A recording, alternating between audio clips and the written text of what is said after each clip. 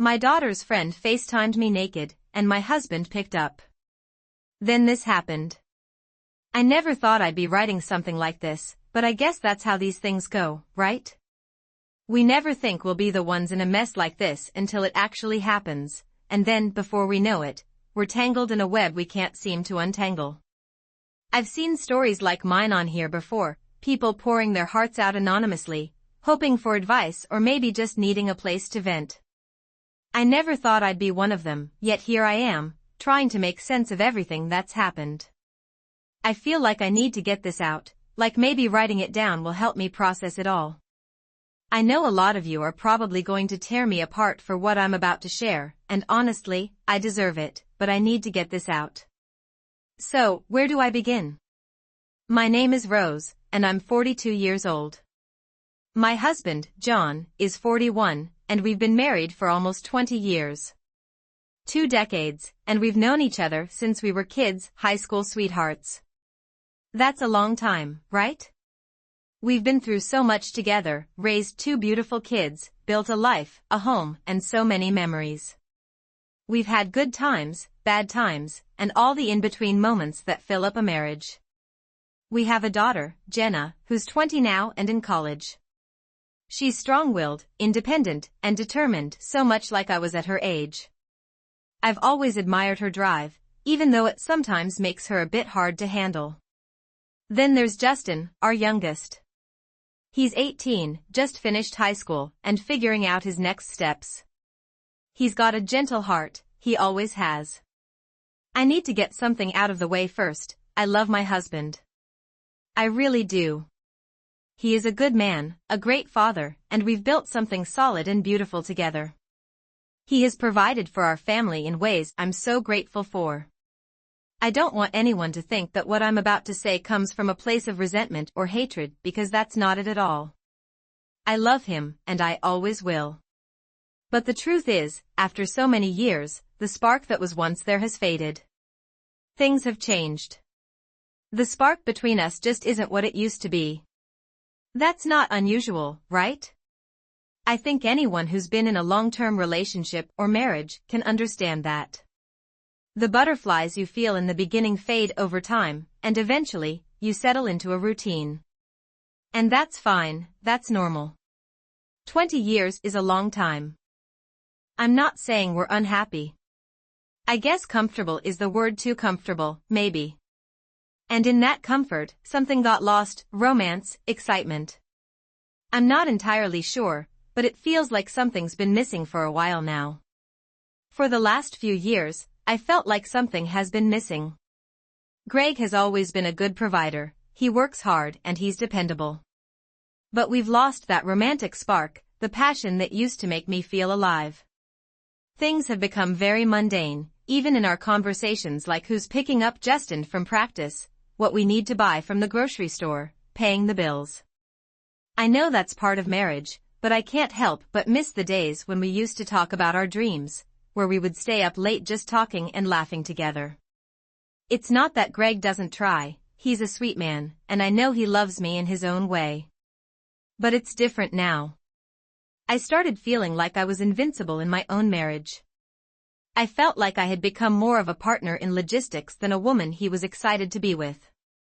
I tried to ignore it at first, to tell myself it was just part of being together for so long. But the longer it went on, the more I realized I was craving something, anything, that would make me feel wanted again. And that's when things started to change for me. I wanted a little excitement again, to feel that spark I hadn't felt in years. I started wondering what it would be like to experiment a little, to feel alive in a way that I hadn't in a long time. Like I mentioned before, things between John and me had started to feel a little stale.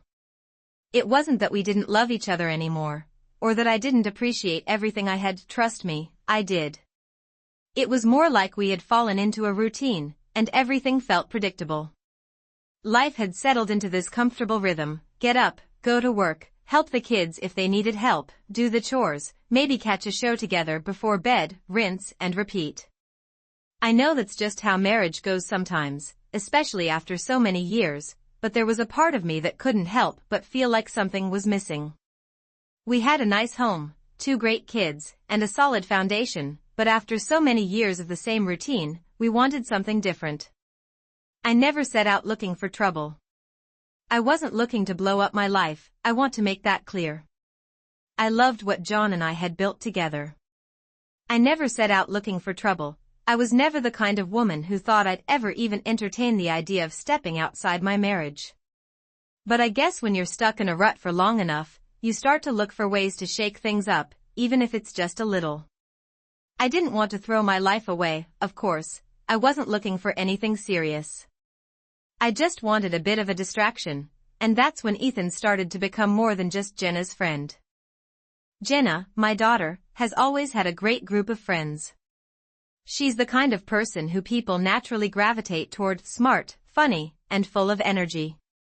I always liked Jenna's friends. They were all good kids, polite and well-mannered.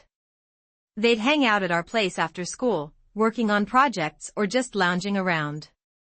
Sometimes, they'd even stay for dinner, and during the holidays, Ethan and a few others would join us if they didn't have plans with their own families. One of her closest friends was Ethan. Ethan, for as long as I can remember, had always been around our house. I remember when Jenna introduced him to us. He was this tall, lanky teenager, still figuring himself out, but even then, there was something about him. He was polite, well-mannered, and he had this charm that made people instantly like him. He always knew how to make everyone laugh, and it didn't hurt that he was good-looking too. He was always the one who lingered a little longer, always the one who offered to help clean up after dinner or stay late to help Jenna with a project. He was polite and charming, never overstepping or making me feel uncomfortable. Tall, athletic, with a smile that could light up a room. I'm not proud of the fact that I noticed, but I did. I couldn't help it. I started to notice Ethan in ways I hadn't before. He had grown into a confident young man, charming, sure of himself in that easy, effortless way. Gone was the lanky, awkward kid from Jenna's high school days, and he had been replaced by someone more mature, someone who carried himself differently. He had filled out, his voice was deeper, his laugh infectious. It wasn't intentional, at least not at first, but the shift between us happened before I even realized what was going on. We started talking more, nothing serious at first, just small talk here and there, conversations about life, his classes, what he wanted to do after college. I'd ask him about Jenna, and he'd always have a funny story or a joke to share. They go to the same college and even share some classes. We connected over these small moments, and I didn't think much of it at the time, but as the weeks went on, those little talks grew longer. I started to look forward to the days when he'd stopped by, but it didn't take me a very long time to realize that it wasn't just casual anymore. I was developing feelings for him, real feelings that made my heart race whenever he was around. I hated myself for it.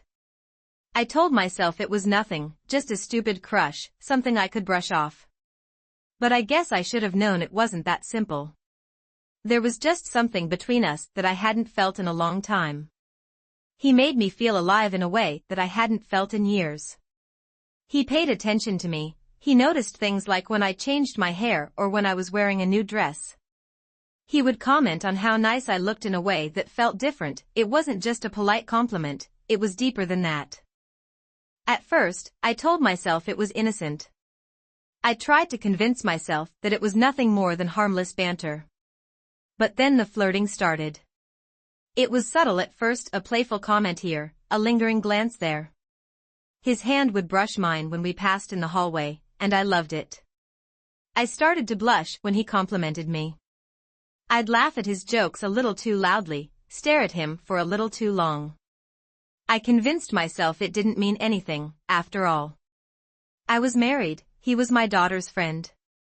We couldn't cross that line. But we did, slowly and without either of us really acknowledging it at first. The flirting became more direct. I'd catch him staring at me from across the room, and instead of looking away, I would hold his gaze. When he hugged me goodbye, his hand would stay on my back a little too long. But I kept on telling myself that we could keep it at bay, that it was just a harmless flirtation. I wish I could say I stopped things before they went too far, that I pulled back and realized how wrong it all was. But that's not what happened. One evening, Ethan came by to see Jenna, but she was running late from class. I invited him in to wait, and we sat down in the living room, talking like we always did.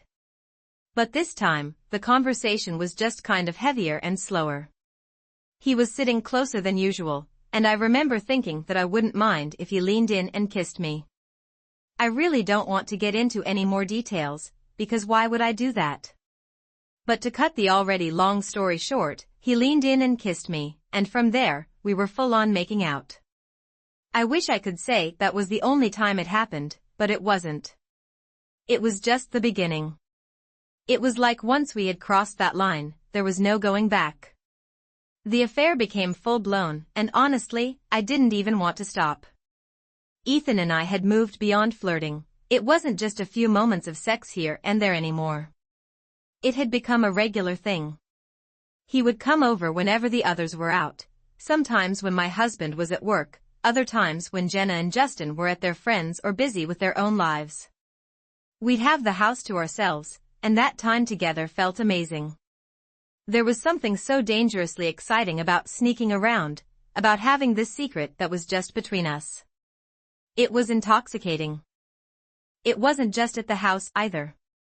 When it got too risky for him to come by, we would meet at hotels. We'd find places that were far enough away from home so no one would recognize us, and we'd spend hours together. It was like I had a second life, a life where I didn't have to be the dutiful wife or the responsible mother. With Ethan, I was just me, the version of me I hadn't been in years. The one that was wild, carefree, and full of desire. I felt alive in a way I hadn't in so long. I know how it sounds selfish, reckless, but for the first time in years, I felt like I was doing something for myself. I wasn't just going through the motions of being a wife and a mother, I was actually happy. Ethan made me feel seen, and he made me feel wanted in a way I hadn't felt in my marriage in a long time. It was like I had rediscovered a part of myself that I thought was gone forever. I started to realize that what I had with Ethan was filling a void that had been there for a long time. The excitement, the fun of it all, it was addictive. I didn't have to choose between my family and my happiness because, in my mind, I had the best of both worlds. I still had my life with Greg and the kids, and on the side, I had this incredible passionate relationship with Ethan. It felt like I had finally found that missing piece I had been searching for, the thing I had been craving in my marriage but couldn't seem to find. I wasn't naive. I knew how dangerous this was. I knew how much I was risking by continuing the affair, but the truth was, I didn't care. I didn't want it to stop. Ending things with Ethan would mean going back to a life that felt incomplete. It would mean giving up the one thing that made me feel whole again, and I wasn't ready for that. I didn't know if I ever would be. Of course, when you're living two separate lives, something has to give. You can't keep up the facade forever without cracks starting to show. For me, it was my marriage with Greg that started to unravel. I began to distance myself from him in ways I didn't even realize at first. It was subtle, pulling away when he tried to kiss me, finding excuses not to spend time together, avoiding conversations about anything meaningful. The thing is, when you're emotionally involved with someone else, it's hard to put on a mask and pretend everything's okay. And I wasn't doing a very good job of pretending. I found myself comparing him to Ethan constantly. Greg was a good man, reliable, responsible, steady, but suddenly those were the things that annoyed me. I resented him for not being more like Ethan, young, full of energy, spontaneous. I knew it was irrational. Greg was 41, with a whole career and a family to care for, while Ethan was barely in his 20s, with his entire life ahead of him. But that didn't stop the resentment from growing in my mind. I couldn't help but wish Greg would just be more fun, more exciting, more everything. I know how ridiculous that sounds. I had built a life with Greg, and here I was, upset that he wasn't acting like a 20-year-old college kid. But once you start seeing someone else, it's hard to stop those comparisons. Ethan made me feel wanted, alive, like the best version of myself. And Greg? Well, after 20 years together, our marriage had fallen into that predictable routine that so many long-term relationships do. It wasn't bad, but it wasn't thrilling either. And I was chasing the thrill. The emotional distance between us grew until even Greg started to notice. He wasn't a fool, he knew something was off. He'd ask if I was okay, and I'd give him some vague answer about being tired or stressed. But it was more than that. I couldn't bring myself to be close to him anymore. Even when he tried to initiate intimacy, I found myself pulling away. It wasn't just the physical side of things, it was everything. I didn't want to sit and watch movies together, didn't want to go out for dinner, didn't even want to talk about our day. It was like I was living with a stranger. And the worst part was that the more I pulled away from Greg, the closer I felt to Ethan. Every time Greg tried to connect with me, it pushed me further toward Ethan because being with Ethan was easy. It was fun, and it didn't come with the weight of years of marriage and responsibilities. With Ethan, I didn't have to think about bills or kids or the future. I could just be in the moment, and that was something I hadn't had in a long time. But Greg wasn't blind. He could see that something had shifted, even if he didn't know what it was. He'd ask me if everything was okay, and I could hear the worry in his voice. But I didn't have an answer for him. How could I tell him that I was pulling away because I was falling for someone else? How could I explain that the man who had been by my side for 2 decades suddenly didn't feel like enough? So, I kept dodging his questions, making excuses, and hoping he wouldn't push too hard. But deep down, I knew it was only a matter of time before everything came to a head. You can only hide something like this for so long before it all comes crashing down. And I was starting to realize that I might not be able to fix things once it did. Greg did everything he could think of to fix what was wrong between us, even though he had no idea what the real issue was. He tried the best way he knew how, by spending more time with me, being even more romantic than usual, and overall being the good husband he had always been. He bought flowers, planned date nights, tried to make me laugh, and reminded me every chance he got how much he loved me.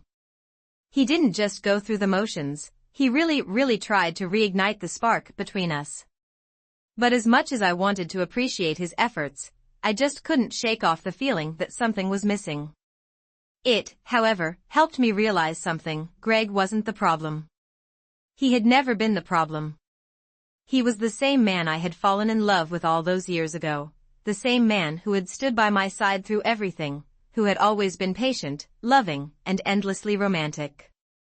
He had never given me a reason to be unsatisfied with our marriage. We had been together for more than 2 decades, and he was still that doting husband who planned little surprises and made me feel special. He hadn't changed, I had. I realized that no matter how much effort Greg put in, I wasn't responding. I couldn't. The love I once felt for him had become muted, dulled by years of routine and, of course, by Ethan. Even as Greg tried to pull us closer, I felt myself slipping further away. He wasn't doing anything wrong, but somehow that was the problem for me. He was consistent, steady, reliable, everything a good husband should be.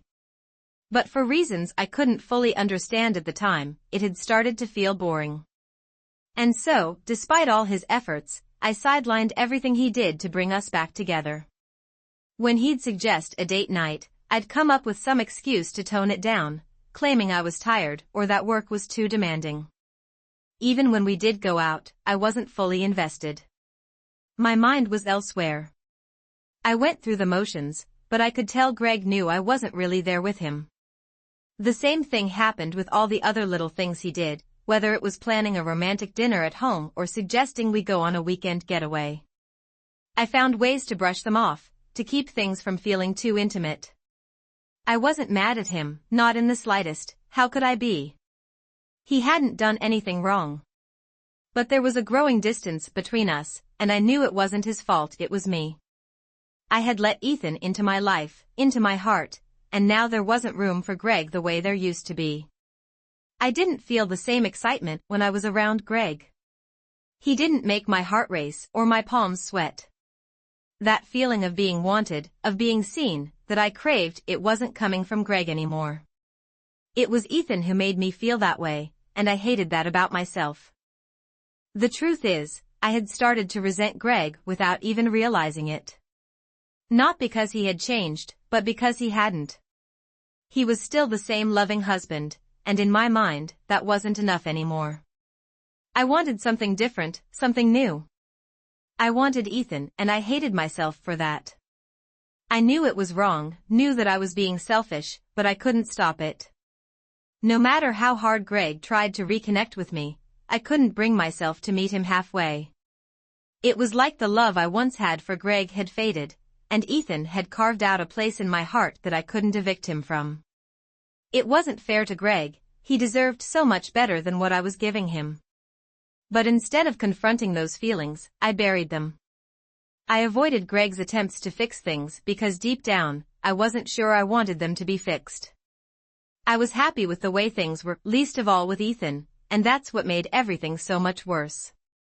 I had everything, an amazing husband, a stable life, 2 wonderful kids.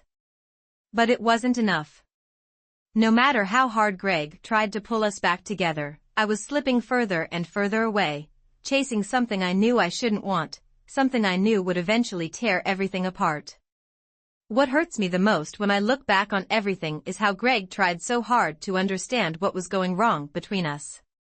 He sat me down so many times and tried to just talk to me. He desperately wanted to figure out what the real issue was. He wasn't the type to let things fester. So, he made it a point to ask me over and over again what was wrong. He wanted to help, he wanted to fix whatever had gone off track. But no matter how many chances he gave me, I refused to cooperate. It wasn't because I didn't want things to be better, it was because I couldn't bring myself to be honest with him. How could I? What would I even say? That I was cheating on him? That I had crossed a line that I couldn't uncross, and not just with anyone but with Ethan, the one person Greg had always seen as part of the family, almost like a son. There was no way I could admit that to him. It wasn't just the betrayal. It was the fact that I had chosen someone so young, someone Greg had welcomed into our home with open arms. I couldn't bear the thought of how much it would hurt him if he knew the truth. So, I deflected. I pushed him away whenever he tried to dig deeper, finding ways to change the subject or make excuses. I was distancing myself, but he wasn't giving up, not at first. He kept trying, even when it was clear I wasn't willing to meet him halfway. And the worst part is, I could see how much it was hurting him, but I still couldn't bring myself to be honest. Now looking back, I wish I had just cooperated with him. Then, I wish I had been brave enough to face the consequences of my actions before things spiraled so far out of control. Maybe if I had ended things with Ethan earlier, I could have kept the secret buried forever. Greg would never have to know, and maybe we could have worked through our issues. We might have had a chance at rebuilding what we had lost, but that's not what happened. I was too deep in the affair, too wrapped up in the way Ethan made me feel. I didn't want it to end, and that's why I never really let Greg in. I didn't want him to uncover the truth because deep down, I wasn't ready to give Ethan up. I kept thinking I could balance both worlds, that I could keep my family intact while also indulging in this secret life with Ethan. But of course, that's not how things work. Eventually, everything came crashing down, and it hit hard. The regret I feel now is unbearable. I wish I had just talked to Greg, been open with him about my unhappiness instead of seeking it elsewhere. I wish I had never let things with Ethan go so far. But most of all, I wish I had given Greg the chance to fix what was broken between us. Maybe, just maybe, we could have come out stronger on the other side. But I didn't, and now I'm left to live with the fallout of my choices, wondering what could have been if I had just cooperated when Greg needed me to. I also grew kind of lazy, I have to admit. When you're hiding something like that for a while, it's exhausting.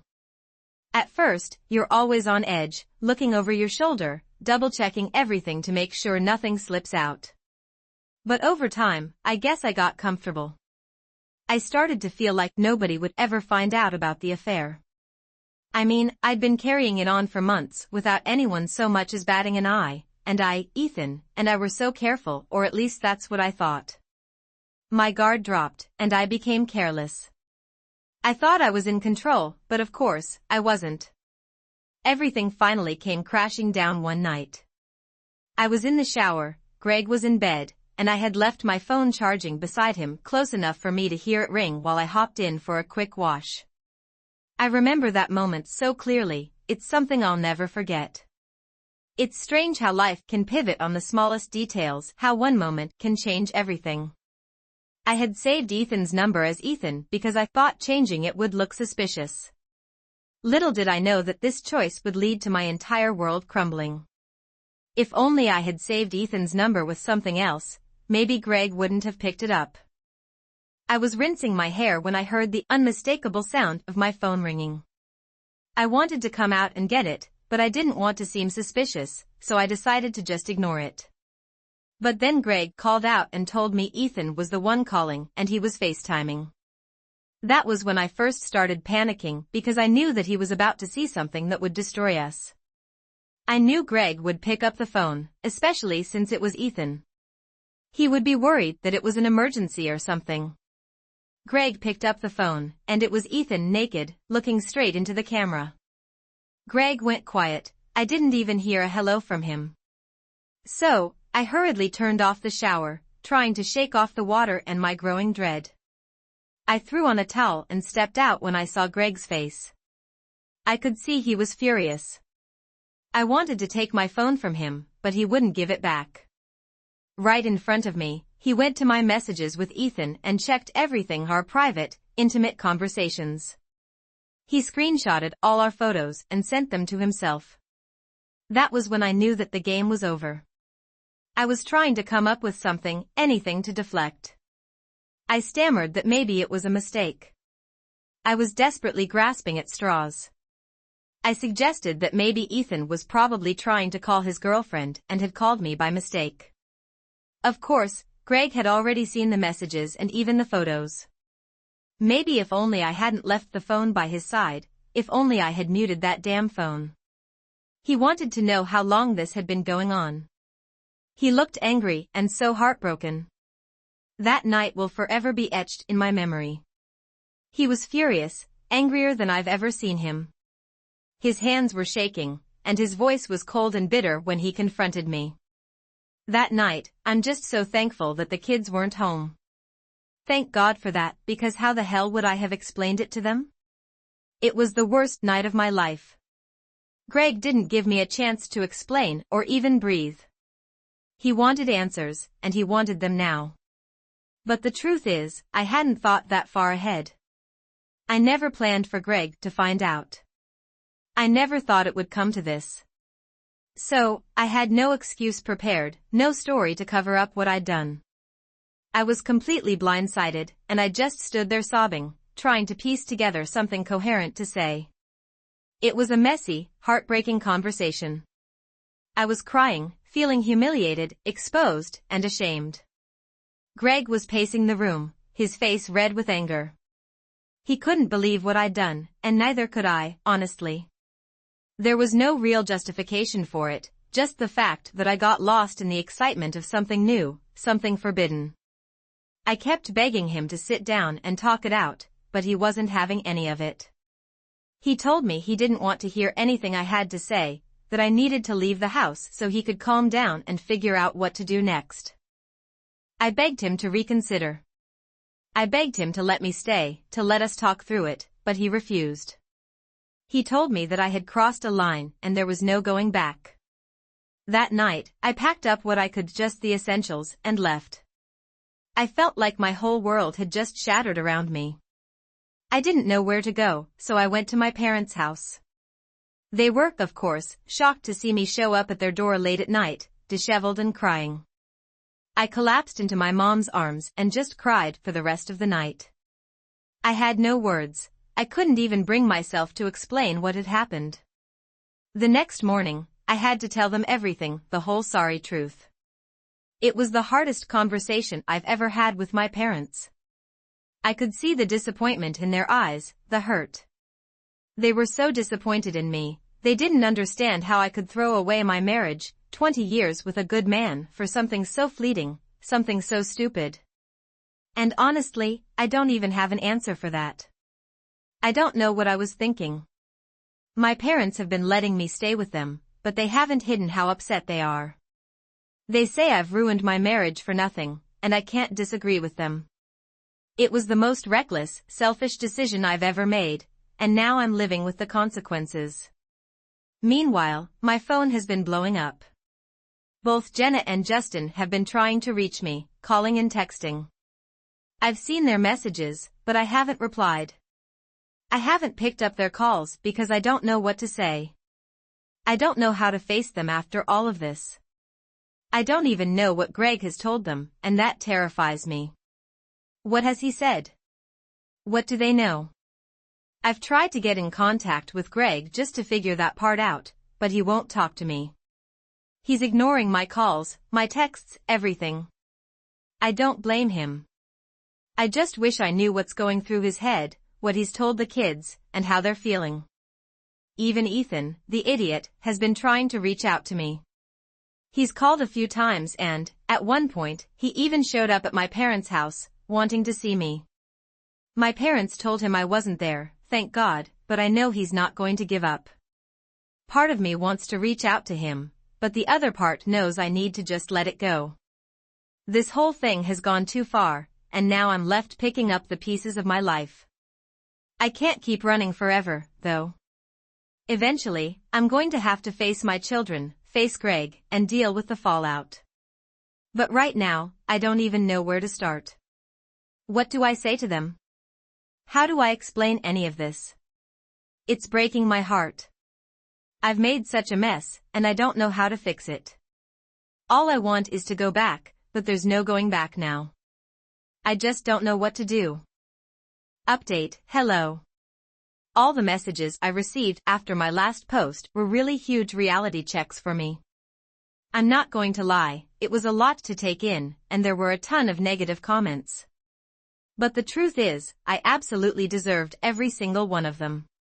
I'm not here to deflect or push the blame away from myself. I'm not trying to say that my cheating was justified in any way because it wasn't. I fully accept the blame for my actions, and I know that this entire mess is my fault. Yes, the comments were hard to read, but I needed that. They opened my eyes to the gravity of what I've done. The reality is that I had a good life, a good husband, and I threw it all away for something so short-lived and stupid. I've had a lot of time to reflect on everything, and I realize just how much I've ruined in pursuit of something that never should have happened in the first place. Now for the main update, Greg finally reached out to me. I was honestly surprised when he did, because I thought he was done with me completely. But we had a long conversation. He told me that he hadn't really told the kids much, he just said we were taking some time apart, which I'm honestly grateful for. I didn't know how I'd face them, knowing what I've done, and it's a relief that they don't know the full story. After Greg told me that, I finally reached out to the kids. They had been worried sick about me, and I hadn't talked to them for days, which made me feel even worse. When we spoke, they mentioned what their dad had said, that we were just having some issues and taking a break. Of course, they wanted to know more and they asked me what was really going on. But how could I tell them the truth? What was I supposed to say, that I cheated on their father with Ethan, someone who had been around our family for years, someone they considered family, and that Justin looked up to? Of course not. So, I told them that it was private and that we were just working through some things. They seemed to accept that explanation, and they were just relieved to finally hear from me. They've come over to my parents' house a few times since then, spending some time with me in the evenings before going back home. I know they're worried, but I'm trying to keep things as calm as possible for their sake. We've had some nice, quiet moments, and it's been good to at least reconnect with them, even though the situation is still a complete mess. As for Greg, he's made it very clear that he wants a divorce, and honestly, I can't blame him. He isn't budging on that decision, no matter what I say. I've tried my best to convince him to at least think about it some more, but I feel ashamed even asking for another chance after what I've done. I know I don't deserve one. It's humiliating, really, trying to fight for something that I know I destroyed with my own selfish actions. But I can't help it, I want to fix things, even though deep down I know it's probably too late. I deserve the divorce, I know that, but it doesn't make it hurt any less. As for Ethan, well, I finally reached out to him too. I replied to his messages after days of avoiding him, and I told him that I couldn't deal with things right now. He kept on apologizing, and I just told him it was fine. I didn't go into detail, but I made it clear that we needed to put some distance between us. He, of course, understands, though I'm not sure how long that will last. It's strange because a part of me feels like I should have cut ties with him completely a long time ago, but now I'm in this mess and I'm just trying to figure out what the next steps are. That's where things stand right now. I'm still at my parents' place, still trying to figure out how to deal with everything. I don't know what's going to happen next, I'm just trying to take it one day at a time. Update, hello, holy crap. I am still panicking. I don't know what to do. Everything was going somewhat smoothly, or at least as smoothly as a situation like this can go. Greg and I had agreed to the divorce. I wasn't going to fight it. I knew that it was coming, and as much as it hurt, I had come to terms with it. But now everything has turned into a complete mess show, and I have no idea how to fix it. Jenna found out, of course she did. Her curiosity has always been too much. She searched Greg's phone and found the screenshots, the messages between Ethan and me. She put 2 and 2 together, and everything finally made sense to her. I don't know why I didn't anticipate this happening, but I never thought she would actually go through Greg's phone. I guess I was just too focused on my own mess to see what was coming. When Jenna called me, she was enraged. I don't think I've ever heard her like that before. She was screaming, crying, calling me every name under the sun. She was so angry. I knew she would be upset, but I didn't expect it to hit her this hard. She was devastated, and it wasn't just about what I did to Greg. No, it was about Ethan, too. After Jenna screamed at me for what felt like forever, she hung up on me, and I was left just sitting there, completely numb. I didn't even know what to do or how to respond. And then a few minutes later, Justin called. He was calmer than Jenna, much calmer, but the disappointment in his voice, God, that hurt even more than the anger. We talked for a while, and he told me how much I had ruined everything. He was right, of course, and hearing him say it out loud just made it all feel even more real. But then Justin dropped a bombshell on me. Jenna had a crush on Ethan. Of course, she did. And now that I think about it, how could I have been so blonde-minded? How did I not see it? She had always been closer to him than everyone else. The way she blushed around him, how she always seemed to light up whenever he was around, it all makes sense now. She had feelings for him, and I had an affair with him. I betrayed not just Greg, but her, too. No wonder she was so angry. I didn't just destroy our family, I stole her crush, the guy she had feelings for. How could I have been so blind?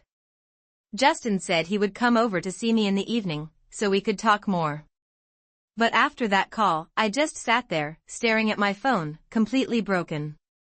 I don't know how I'm going to face him, or how I'm going to face either of them. And then, as if that wasn't enough, Ethan called me. Of course, I immediately cut him off. I couldn't even deal with him at that point. I told him we couldn't talk anymore, that he had ruined everything. He tried to apologize, said he knew Jenna had called him and that he was really sad about everything. But I couldn't listen to it. I made it clear to Ethan that he was never to call me again for anything. This whole situation had blown up in my face, and I couldn't help but feel furious at him. If he hadn't been so reckless, trying to FaceTime me while naked, maybe everything wouldn't have spiraled out of control like this. I had been trying to take responsibility for my part in all this, after all.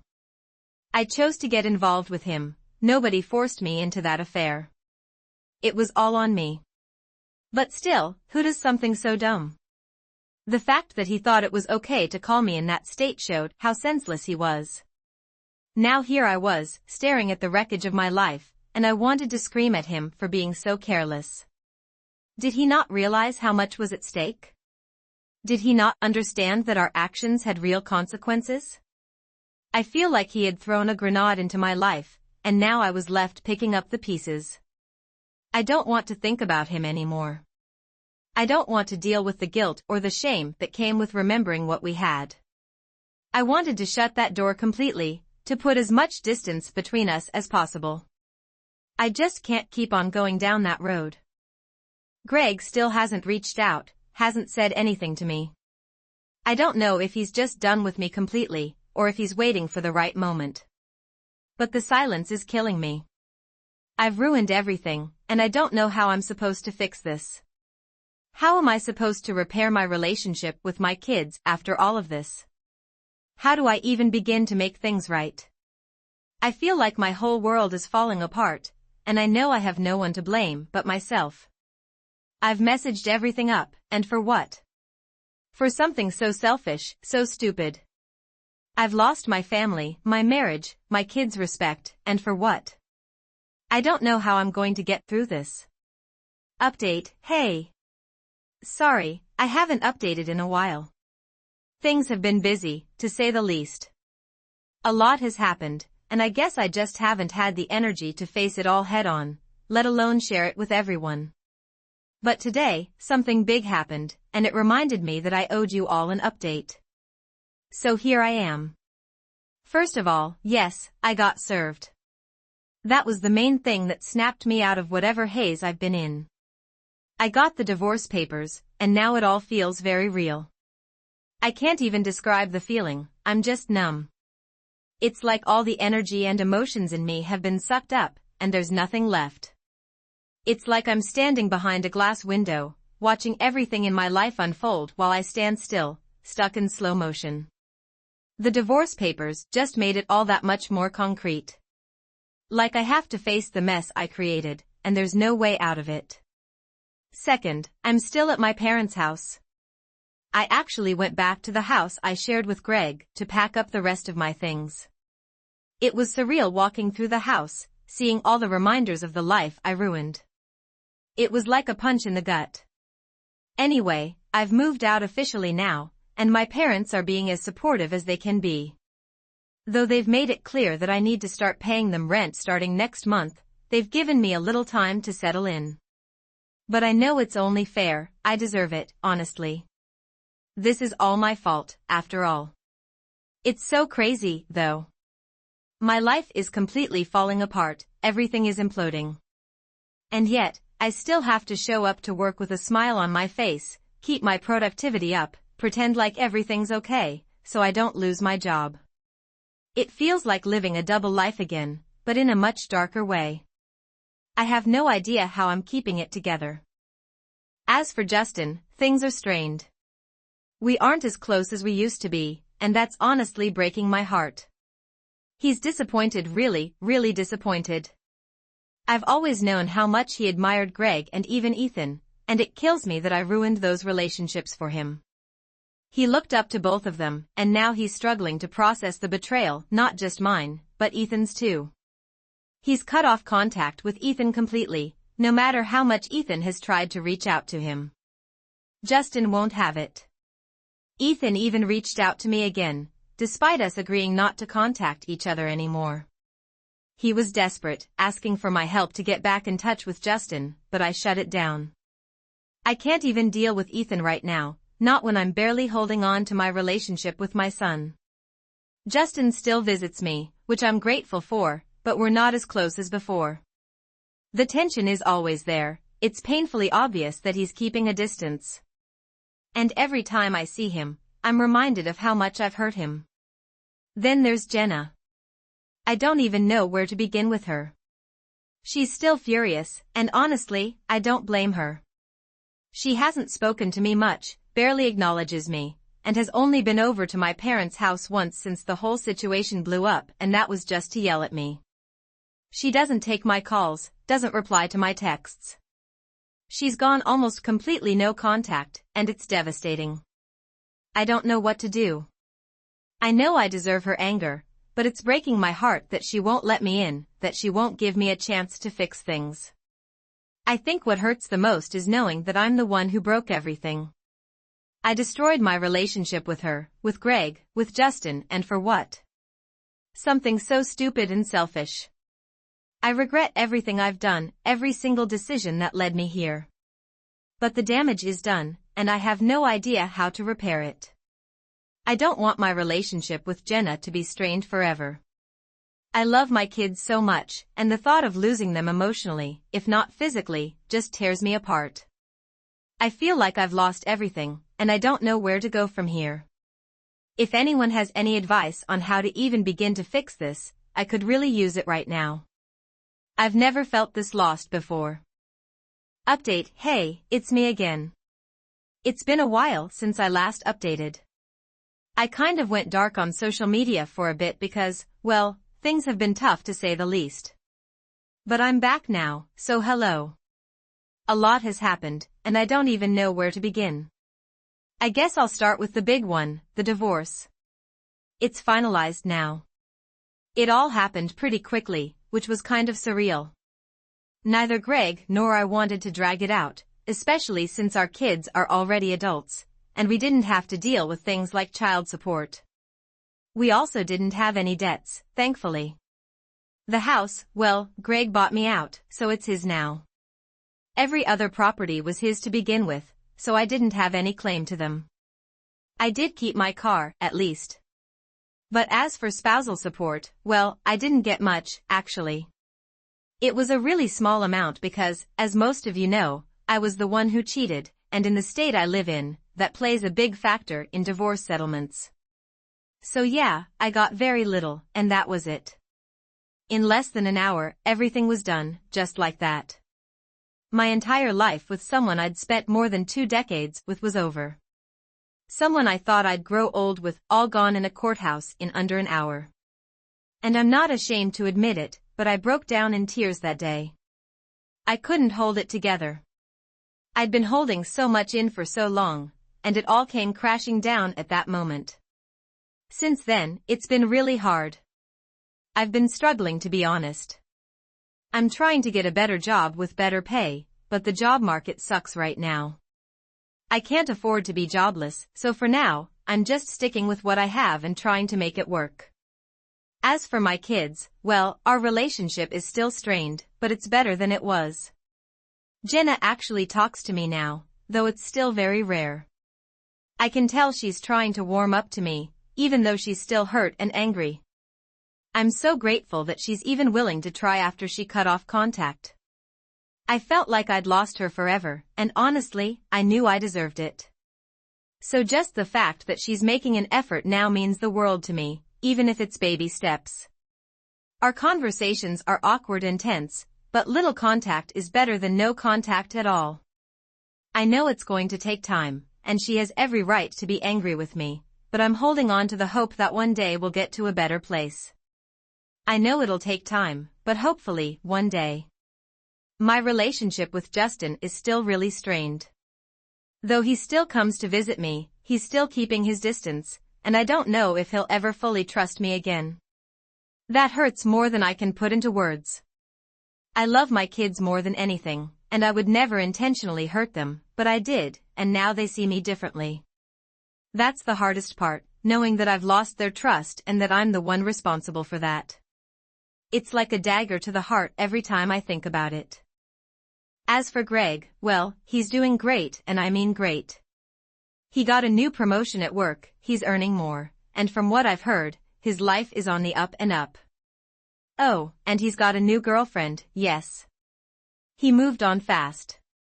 I'm still mourning the end of our marriage, and he's already with someone else. It's a bitter pill to swallow, but I can't even be mad at him.